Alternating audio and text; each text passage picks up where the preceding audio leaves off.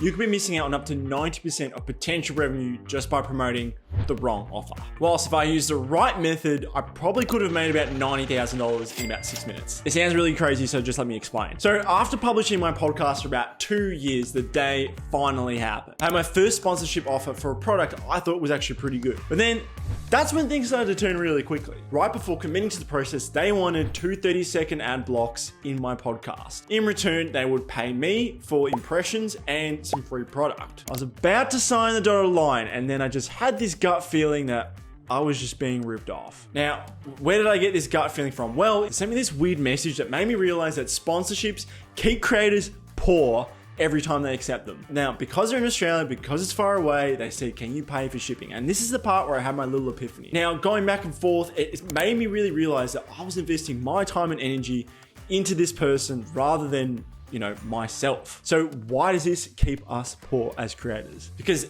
this style of promotion exactly explains why some people are making, 6K a month with sponsorships, whereas other people are making about 90K in 6 minutes using something I like to call lengthy LTV sponsorships. And LTV just means lifetime value. You kind of get where I'm coming from. Like, sponsorships are extremely short-term value. We want long customer LTVs. That's the goal. So how do lengthy LTV sponsorships help your bottom line as a business owner, as a creator? We never really feel like you're selling out to your audience just by promoting some random product just to make some extra income. You reinforce your existing customers to stick around and keep buying products. And this third reason is the reason why I like my version of sponsorships the most. You're fully autonomous and self-reliant. You don't have to bend the knee to some crazy brand sponsorship terms of service or whatever. And with paid promotion policies getting more stringent on social media, you don't have to do this awkward dance just to get by to sell a product and effectively kill your stickiness with your content. Like, you want them watching the rest of your content without feeling like they're getting pitched, right? Why would you want to do this rather than the mainstream, convenient way where brands come to you begging to sponsor their product? And I know that sponsorships are such a hot topic right now, especially with the rise of Twitter influencers, UGC creators, people doing shout outs on Instagram. Like, you can make a lot of money just by doing a quick shout out on a sponsorship. Like, you'd be crazy to turn down 5K just to say, hey, go check out this thing, right? Well, I thought so too until I heard this story. So I sat down with a Twitter influencer to talk about email deliverability with them. And in the conversation, I asked a question I ask all my clients, like, how do you make money from your list? She was super smart. She had all the numbers ready to go. The thing that really surprised me was that 15% of her income came from selling courses or coaching.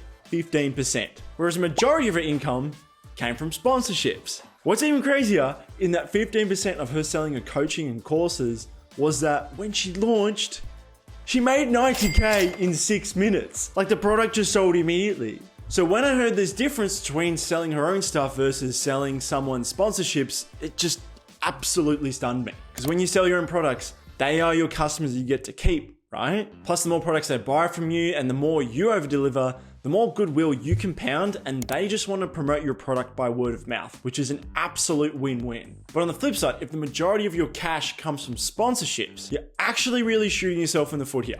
I'll explain why in just a second, but there's typically 3 kinds of sponsorship deals. And I want to walk you through some of the worst long-term profitability when it comes to sponsorship deals. These are the absolute rip-offs that you just want to stay away like the plague as a content creator, to long-term profitability, to long-term goodwill, and the best way to grow your audience using sponsorships correctly. Plus, I'm also going to tell you the one type of sponsorship you should pick as a creator and absolutely double down on. And of course, I'll tell you the worst one too. The worst sponsorship deal is having someone pay you to go promote their thing. So I made this mistake before as myself as a list master and a profit extractor when I was making content for my podcast. So if you don't want to make the same mistakes as I do, listen closely, because this is how basically I'm helping my clients build my tribe and not feel guilty selling to them. Especially if you want to use your personality to make yourself different and sell more to your list without feeling queasy or anything like that. But Jules, isn't it so easy to take 5K and then just talk about something for about 30 seconds? Surely that's a good idea, right? But this is extremely short-term thinking. And this is the trap I fell into when I was on the podcast trying to promote this random productivity drink. Like, it was cool and all, but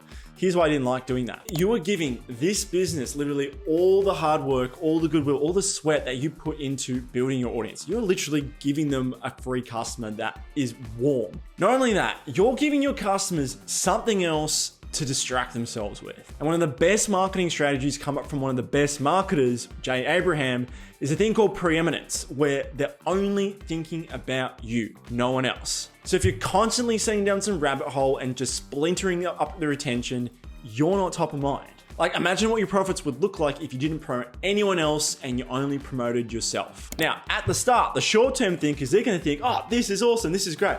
Because in that first 6 months, you're probably gonna be making more per customer than the person who's not promoting, who's not taking that short-term 5K for the sponsorship sort of thing. But the really smart people, the Dan Kennedys, the Ben Settles, the Jay Abrahams, they know the power of retention, ascension, and customer loyalty over the long term. The longer they stay in your world and they don't go down some other guru rabbit hole, the more long-term profits are gonna absolutely dwarf those sponsorship deals that people just, take out for 5K is so much better.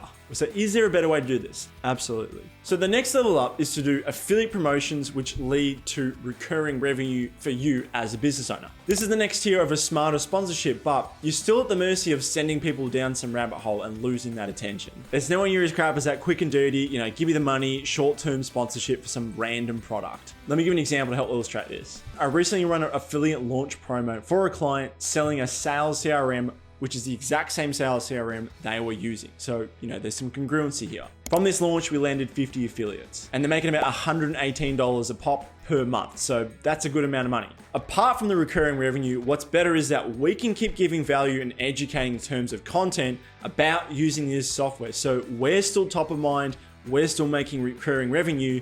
It's kind of a win-win. You can also run affiliate promotions where you're promoting someone else who's congruent and they're promoting you, but that's for another video. With this specific type of sponsorship, it should be something that's gonna enhance their business, that's relevant to you, and you get paid a monthly amount, not just some quick and dirty one-off payment.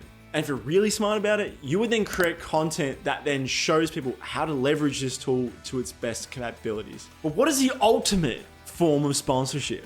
What is that one type of sponsorship that has the most profitable outcome but nobody talks about? Okay, so have you ever listened to an Alex Hormozi podcast or a YouTube video? Where are his promotions? Where are his affiliate links? Exactly, you don't see them. He's only promoting himself. Have you noticed how fast Alex has grown, just say like the last year? This is a realization I had before saying yes to promoting someone else's product. Look at the smartest marketers. They all know the best sponsorship is to sponsor themselves. The reason being is because they know attention is the number one resource to get paid over and over and over. They know if they promote other people, they lose a portion of attention that they've got with their existing audience. So if you're like me and you absolutely hate building stuff for the long term, you don't like long-term profits, you should just definitely not like this video at all. It's just totally not up your alley. No, but seriously, it is probably a really smart idea just to sponsor yourself. Sponsoring everyone else is like driving with one foot on the brake and one foot on the accelerator when it comes to growth for your online business.